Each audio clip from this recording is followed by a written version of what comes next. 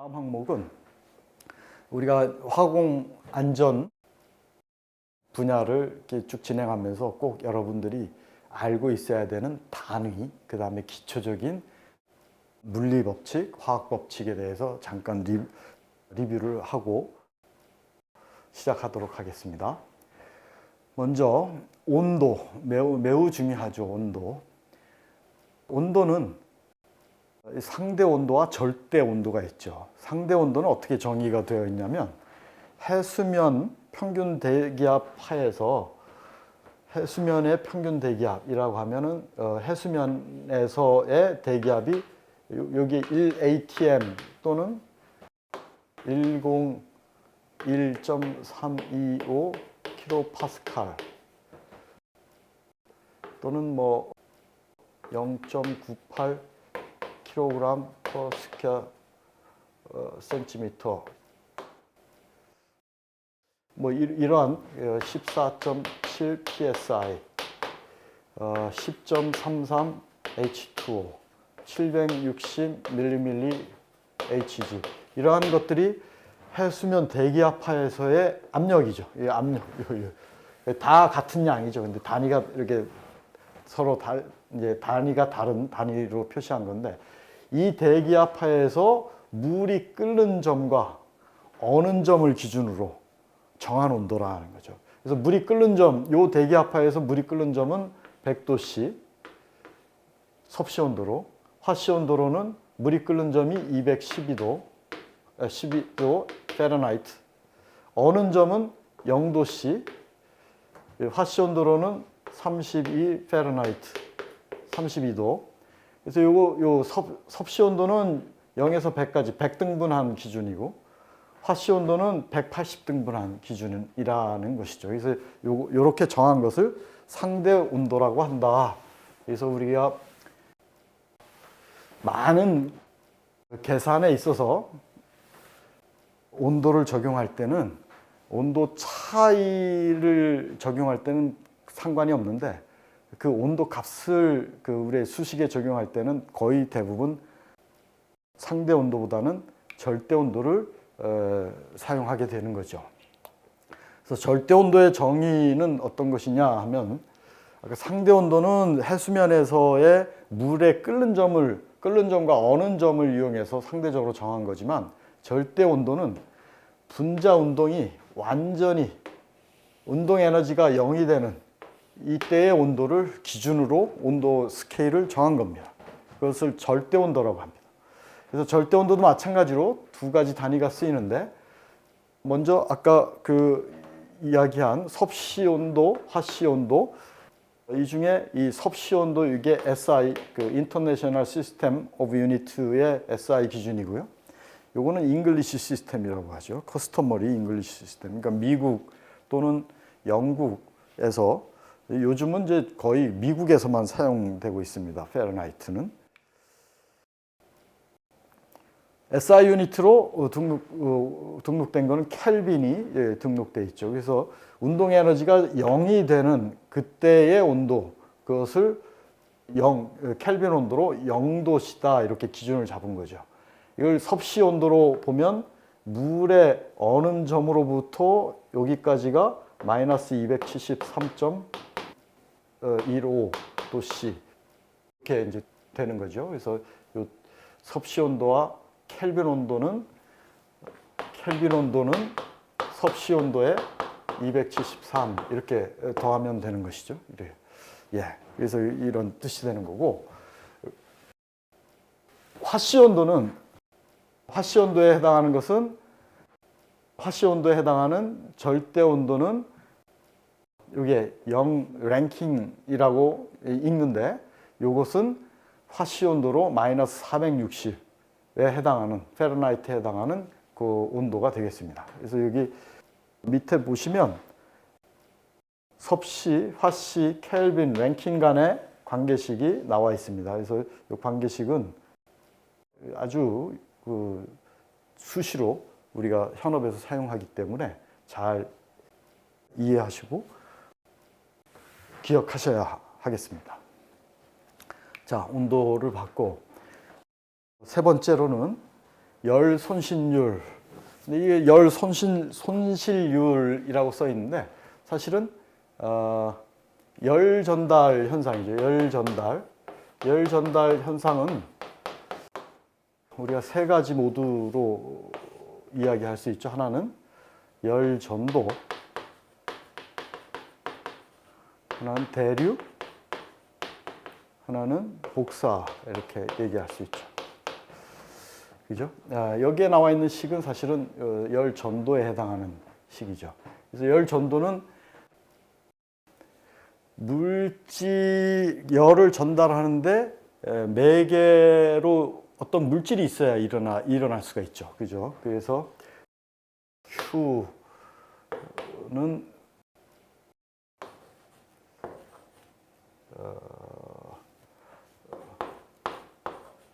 이렇게 표시할 수가 있죠. 그죠? 이게 요거는 면적당 열량을 얘기하는 거고, 요걸 퓨리어 히트 컨덕션이라고 이야기를 하죠. 그다음에 대류는 열 전달 계수 H에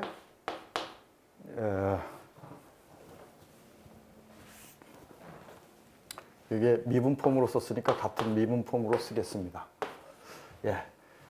온도 차이에 해당하는 열 전달 계수 H만큼의 대류. 그러니까 대류는 유체가 접촉하고 있는 유체의 밀도가 변해서 온도 차이에 의한 밀도가 변해서 유체의 흐름이 발생해서 열이 전달되는 그러한 열 전달 현상을 대류라고 하죠. 복사는 열을 전달하는 매개체가 없어도 복사 에너지가 전달이 되는 거죠. 이를테면 태양에서 지구까지 빛이 전달되는 그 복사 에너지죠. 그래서 복사 에너지는 이미시비티, 볼츠만 상수, 그다음에 T의 4승 이렇게 표시하죠. 그래서 복사 에너지는 빛 에너지가 전달되는 것과 같죠. 그래서 보통은 이제 적외선 용역에 해당하는 에너지 복사파가 전달되는 현상을 복사 현상이라고 하죠. 그래서 열 전달 현상은 이 세 가지가 복합적으로 이루어지거나 또는 이 두 가지가 이루어지거나 또는 아주 온도가 높은 상태에서는 복사 에너지가 전반적인 열 전달 현상을 지배하게 되는 그러한 경우가 있죠. 특히나 우리가 대형 화재, 폭발, 이를테면 파이어볼이나 이러한 폭발 현상이 일어날 때 피해가 두 가지 모드로 나타나는데, 하나는 충격파에 의한 파괴와 복사 에너지에 의한 피해가 있습니다. 그래서 이럴 때는 엄청난 그 복사 에너지가 전달돼서 피해를 일으키게 될 때 우리가 이러한 복사 에너지식을 우리가 자주 사용하게 됩니다. 그래서 열 전달 쪽에 기초 법칙을 한번 봤고요. 그다음에 압력은 단위 면적에 미치는 힘이죠. 그래서 힘은 벡터 물리량이지만 방향을 갖고 있지만 이것을 면적으로 나눴기 때문에 압력은 사실은 어떤 점에서의 압력은, 예를 들어서 이렇게 탱크에 물이 차 있다고 하면 어떤 이 점에서의 압력은 모든 방향에서 힘이 작용하기 때문에 이건 스칼라 양이 되겠습니다. 그래서 이건 방향이 없죠. 다 똑같죠. 등방성에 해당하는 거죠. 그래서 단위 면적에 미치는 힘.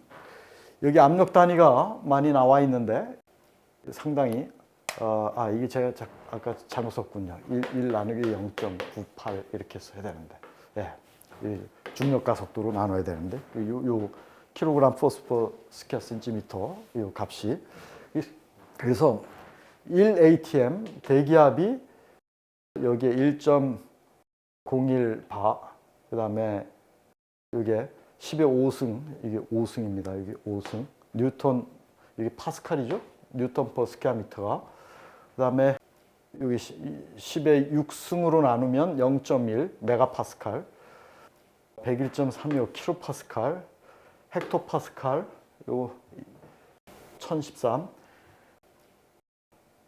또는 1.033 kg force per square centimeter, 14.7 psi pound force per square inch, 760mm H2O, 29.92 인치 수은 기둥이죠.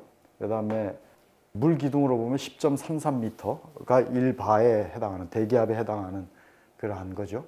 그래서 여기에 해당하는 이런 그 숫자들은 사실은 여러분들이 아주 익숙하게 기억하시고 언제든지 단위 환산에 적용을 하실 수 있어야 합니다.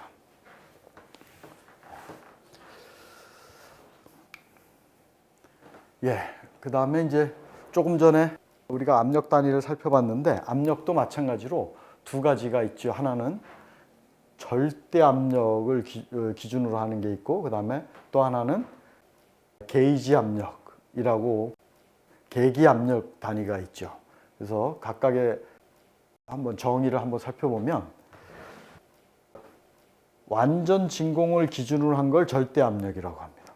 그래서 이게 완전 진공이니까 어떤 분자도 없이 진공 상태이기 때문에 여기서는 압력이 제로지요.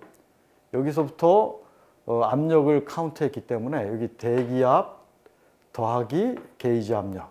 그러니까 예를 들어서 우리가 어떤 압력을 측정을 하게 되면 대기압의 압력이 0이라고 생각을 하고 이때 부가적으로 미치는 압력을 측정을 하죠. 그러나 절대 압력으로 환산하려면 이 게이지 압력에서 읽은 압력에 더하기 대기압 해야 절대 압력이 되는 거죠. 요거는 이제 우리가 정압 상태, 우리가 이제 압력을 가하는 대기압보다 더 많은 압력을 가할 때 상태의 절대 압력을 나타내는 거고, 절대 압력은 그래서 대기압 압력 더하기 게이지 압력 이렇게 되겠죠. 그런데 진공 상태를 이야기할 때는 조금 다르게 이야기합니다. 진공 상태일 때 대기압 하에서 여기서 완전하게 다 진공 상태에 도달하게 되면 0이죠. 근데 이 진공 압력이라고 하는 것은 이 대기압과 완전 진공 상태 그 어딘가 중간에 있는 건데, 진공 압력을 표시할 때는 이걸 기준으로 이렇게 읽습니다. 그래서 마이너스 얼마 이렇게. 그걸 진공 압력이라고 하고, 절대 압력 기준으로 얘기하면 여기서부터 요만큼 이 상태의 압력을 이야기하는 거죠. 그래서 이게 굉장히 이 부합 상태를 얘기할 때는 굉장히 많은 혼동을 갖고 오기 때문에 가능하면 압력 단위를 쓸 때 뒤에 A자를 붙이면 예를 들어서 PSI A 하면은 이게 절대 압력이라는 뜻이고 PSI 단위로 PSI G 하면은 게이지 압력이라는 뜻이고, 우리가 부합 상태를 얘기할 때는 진공압 300mmHg다라고 이렇게 이야기를 하게 되면 여기서부터 요만큼 300 이렇게 진공을 걸었다 이런 뜻이죠. 그러면 절대 압력 기준으로 얘기하면 이게 760이죠. 대기압이 따라서 여기에 해당하는 것은 760 빼기 300 460mm Hg가 이게 절대 압력 개념에서의 압력이 460이고 진공압 300이라고 하면 요렇게 표시한 것을 이야기하는 것이죠. 예, 여러분들 처음 익숙하지 않은 분들은 이게 상당히 헷갈리기 때문에 잘 개념을 이해하시면 좋겠습니다. 예, 그래서 지금 조금 전에 이야기한 내용들이 여기 압력 구분 여기에 기술되어 있는 내용인데, 그래서 표준 대기압 하에서의 대기압은 0도씨 중력 가속도 9.8m/s 자승인 곳에서 수은주의 높이가 이게 토리첼리 단위죠. 토르라고 하죠. 이게 밀리밀리 Hg를 이탈리아의 토르첼리가 중세 시대 후인가요? 그때 처음 발견해서.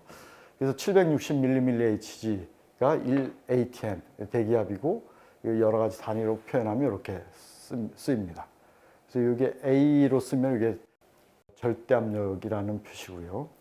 게이지 압력은 이 상태 0도씨 중력 가속도 9.8m/s 자승인 이 상태의 대기압을 0으로 해서 측정한, 그보다 높은 압력은 정압력, 낮은 압력은 부압력, 이렇게 나타내는 것이죠. 그래서 이 개념을 잘 이해하시면 좋겠습니다.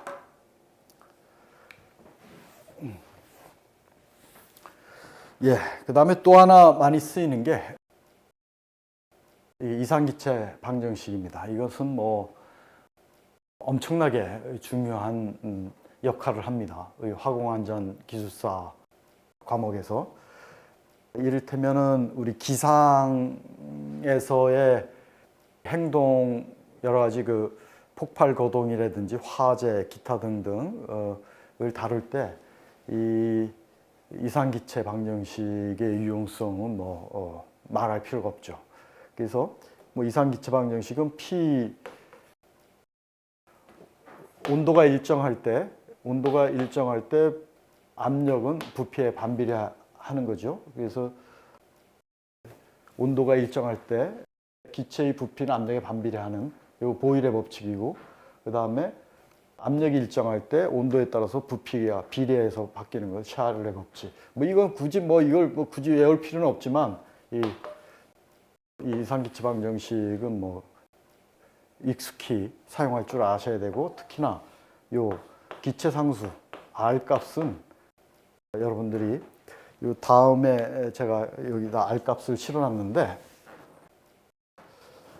이 R 값은 여러분들이 여러 다양한 단위로 익숙하게 알고 계셔야 됩니다. 특히 많이 아셔야 되는 것은 요 리터, ATM, 몰, 켈빈, 이것은 뭐 제가 생각하기에는 여러분들이 이과 계통의 고등학교 화학, 뭐 물리 시간에 많이 다뤘던 단위이기 때문에 이건 잘 알고 계시리라고 보고, 그 다음에 우리가 많이 아셔야 되는 것이 요 8.314 파스칼 단위. 이게 이제 큐빅 파스칼 퍼 켈빈 몰 이렇게 단위가 되어 있는데,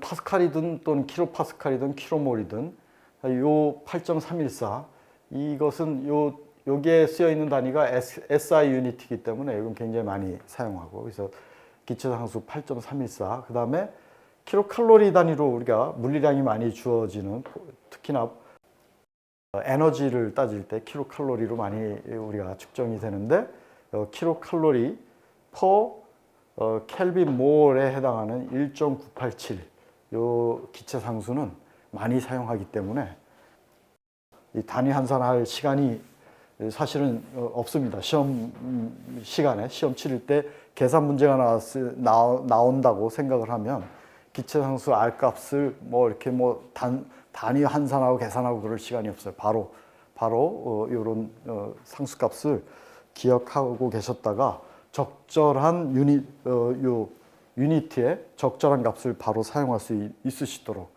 하셔야 되는 거죠. 그 다음에 연력학 제1법칙. 연력학 제1법칙은 에너지 보존의 법칙이죠. 그래서 뭐 이것은 뭐 아주 상식선에서 에너지의 차이는, 그죠?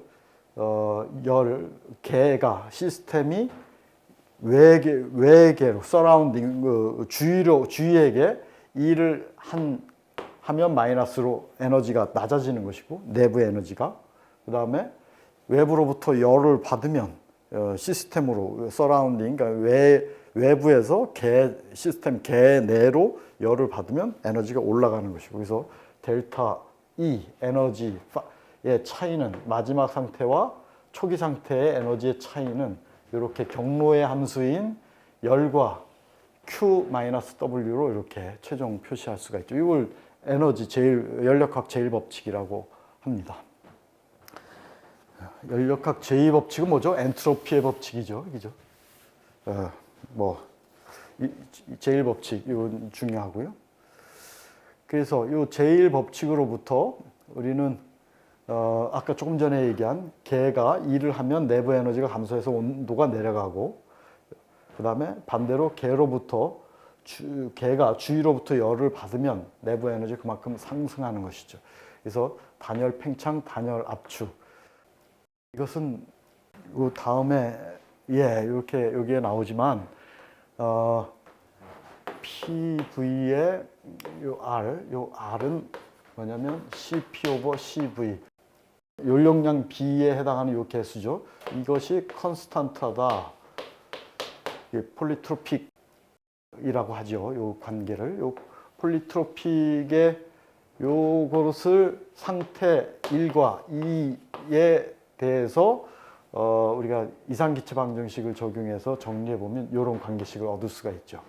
그래서 이것은 예를 들면 가연성 가스의 단열 압축을 하면 이 단열 P1에서 P2까지 단열 압축을 하게 되면 초기 온도 T1에서 단열 압축한 상태에서의 마지막 T2의 온도는 얼마인가를 이렇게 바로 연력하기 1법칙 이걸 통해서 우리가 바로 계산을 할 수가 있죠.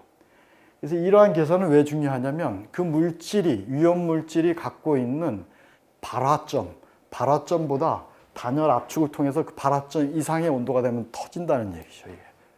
그 원리가 뭐죠? 그 원리가 디젤 엔진입니다. 그러나 디젤 엔진은 우리가 그 제어된 상태에서 폭발을 이용해서 자동차가 가는 것이고, 화학 공장에서 제어되지 않은 단열 압축을 통해서 폭발이 일어나게 되면 어마어마한 재해가 일어나게 되는 것이죠. 그래서 이러한 관계식을 통해서 우리가 그런 것을 산정해 볼 수가 있겠다라고.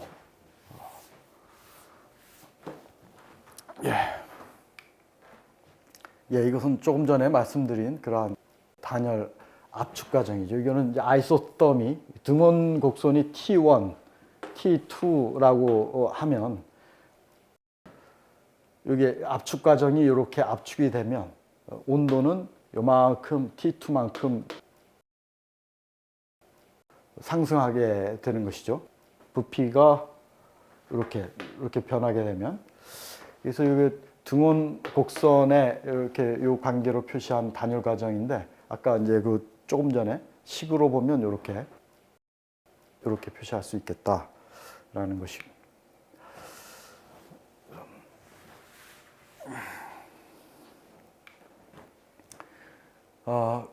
액화가스의 P는 뭐 이거 당연히 로우는 질량을 부피로 나눈 거기 때문에, 그래서 부피는 당연히 밀도로 나누면 부피가 되는 것이죠. 플래시율이라고 하는 것은 엔탈피에 따른 액체의 기화율인데, 이를테면 고온고압의 유체를 낮은 압력에 바로 방출을 하게 되면 그 낮은 압력에서의 엔탈피와 그 다음에 그 증발 에너지의 차이만큼 그 유체가 상당 부분에 해당하는 그 물질이 기상으로 바뀌어서 날아가게 되죠. 그러니까 기상과 액상이 이렇게 이제 분리하게 되게 되겠는데, 그때 얼마나 기상으로 바뀌어서 날아가는가, 기화가 얼마나 많이 발생하는가, 그것을 플래시율이라고 합니다. 그래서 플래시율은 요 본래 엔탈피, 변화된 엔탈피, 요 엔탈피의 차이에 대해서 요 기화열, 잔멸이죠, 잔멸로 나누게 되면 이제 플래시율을 계산할 수가 있게 되겠습니다. 이것은 우리가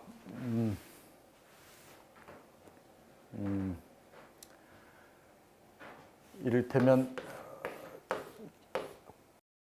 압력 탱크에서 여기가 크래기가 가지고 이렇게 물질이 나오는데, 온도 T가 대기압에서의 끓는 점, 보일링 포인트보다 요 T1이 높다고 하면, 그럼 이렇게 나오게 되면 상당 부분이 이렇게 기화를 하게 되고, 열 전달에 의해서 보일링 포인트만큼 그 낮게 된 것은 이렇게 액상으로 남게 되고, 나오면서 보일링 포인트만큼 평형 과정에 도달하기 전에 충분히 에너지가 높은 그러한 포션만큼 이렇게 기상으로 바뀌어서 날아가겠죠, 기상으로.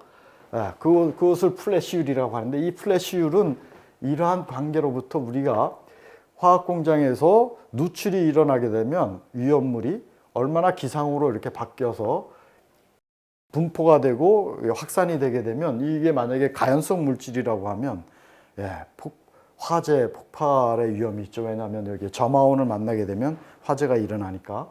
그래서 이러한 개념으로 이제 이러한 기초 법칙의 이해가 중요하다 이렇게 보시면 되겠습니다. 그 다음에 조금 전에 얘기한 내용이 되겠고요. 그래서 기화된 양은 액체 질량 곱하기 이거는 사실은 이 기화량 이게 베이퍼라이즈 된 거는 여기 잔열만큼 에너지가 이렇게 날아간 거죠. 그 다음에 액화가스 질량 이거는 리퀴드 질량 그 다음에 CP 그 다음에 델타 T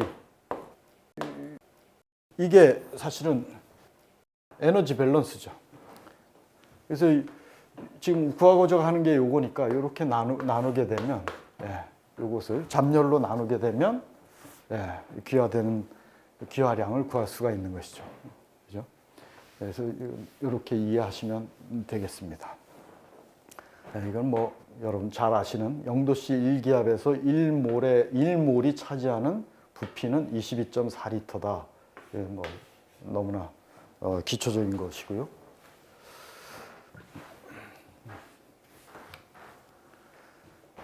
그다음에 실험식, 조성식은 이렇게 나타낸 것을 원소의 비로 이렇게 나타낸 것을 실험식이라고 하죠.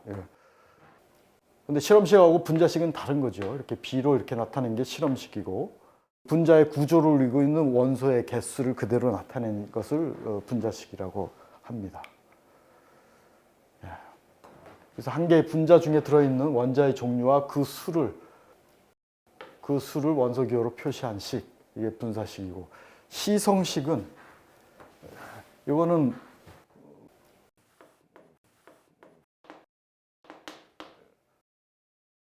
펑션기가 나타나 있는 것을 작용기가 나타나 있는 거, 요걸 그대로 표시한 거를 시성식이라고 하죠. 예를 들면 뭐 아세틱 액시드를 한번 해볼까요? C3COOH. 이 분자식은 사실은 이렇게 생긴 거죠. 이렇게.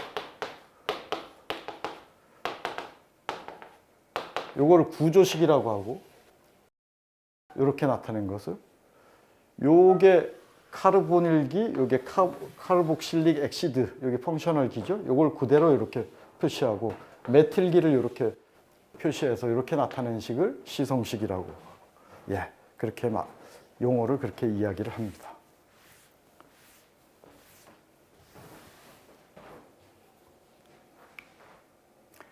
구조식 조금 전에 뭐 이야기한 그 내용이 되겠습니다. 그다음에 부가반응은 둘 이상 그 이상의 물질이 화합해서 하나의 화합물을 만드는 반응. 뭐 이렇게 되는 걸 부가 반응이라고 하고요. 같은 내용이 되겠고, 분해 반응은 하나의 화합물이 이게 이렇게 둘 또는 그 이상의 물질로 분해되는 반응을 이제 분해 반응이라 하지요. 그래서 이 분해 반응을 일으키는 물질들은 우리 화학 공장에서 매우 위험한 물질들이 있죠. 뭐 예를 들면 우리 용접기에 많이 사용하는 아세틸렌, 산화에틸렌 이런 뭐 그와 같은 물질들은 매우 분해 반응을 일으키기 쉬운 물질들이죠. 그다음에 취환 반응은 여기에 하나의 금속 또는 하나의 화합물 또는 수용액으로부터 다른 금속 또는 다른 원소로 치환하는 반응을 취환 반응이라고 하죠. 이렇게 예를 들면 Fe3C 이게 탄화철이죠. 여기에다가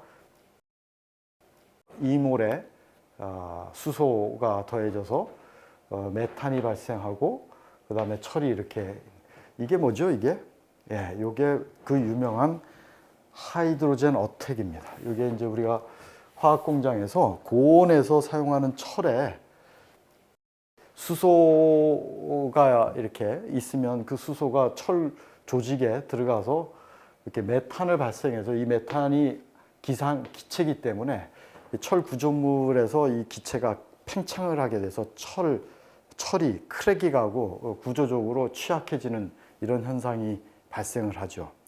화학 공장에서 아주 아주 대표적인 반응인데, 이러한 반응은 취한 반응이죠. 두 개가 취한돼서 일어나는. 그다음에 이중 취한은 두 화합물 음이온이 서로 교환돼서 완전히 새로운 다른 화합물을 만드는 것을 이중 취한 반응이라고 하고, 중화 반응은 뭐 산염기가 중화에서 물을 생성하고 물을 생성하는 그러한 반응을 중화 반응이라고 하고, 아주 대표적으로 중화 반응은 중화열을 수반하게 되죠. 중합 반응 폴리머리제이션은 단량체 모노머가 촉매하에서 반응해서 모노머가 계속 연이어서 이렇게 중합되는, 예를 들면 뭐 에틸렌을 얘기해 볼까요? 에틸렌, 이게 중합 반응에 의해서 이렇게 굉장히 이렇게 반복해서 이렇게 중합이 되는, 이걸 폴리에틸렌이라고 하죠. 이렇게. 그래서 이러한 반응은 사실은 그 중합 반응 중에 체인 리액션이라고 하고, 요게 더블 본드가 깨져서 이제 체인 리액션이 일어나는 거고, 또 하나는 이게 관능기, 펑셔널 기가 반응해서 만들어지는 폴리머, 그것을 축합 반응이라고 하고, 축합 반응에 의한 중합 반응, 이렇게 그래서 두 가지 종류가 있죠. 뭐 여기 화학 시간이 아니기 때문에 뭐 이런 반응이 있다. 중요한 것은 이러한 반응들은 항상 발열 반응이기 때문에 발열을 수반을 한다. 그래서 중요한 것은 이런 반응이 왜 여기서 언급이 되냐면, 발열을 제어하는 데 실패를 하게 되면 그 열이 축적이 돼서 화재 또는 폭발에 이르기 때문에 이제 중요한 것이 되겠죠. 자, 여기까지 첫 번째 시간, 기초적인 물리량과 그다음에 위험물의 정의, 그다음에 위험물을 구분하는데 우리가 여러 가지 사용해야 되는 기초적인 물리 법칙, 에너지 보존 법칙, 이러한 것들을 살펴보았습니다. 자, 여러분들 첫 시간인데 한번 끝까지 최선을 다해서 좋은 결과를 얻기를 바라겠습니다. 이상입니다.